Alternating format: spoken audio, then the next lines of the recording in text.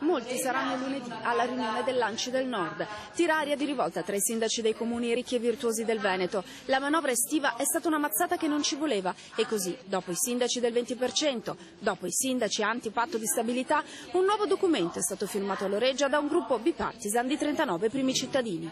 No ai tagli imposti dalla manovra, dicono al governo, e chiedono di rivedere molti dei parametri.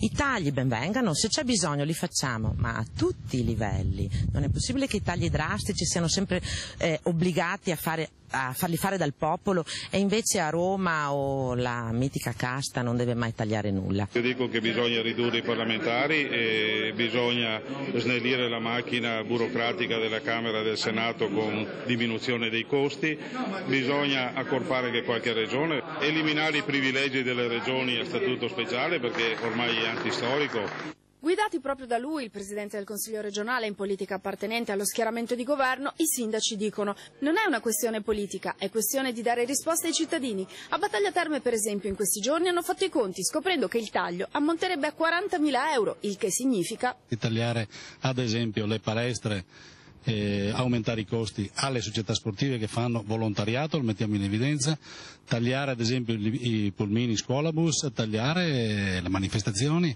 La battaglia non può che continuare in attesa di risposte positive perché il rischio è molto alto. Speriamo che ragionino, speriamo che si mettano nei nostri panni, speriamo che si rendano conto che l'Italia così è solo destinata a morire.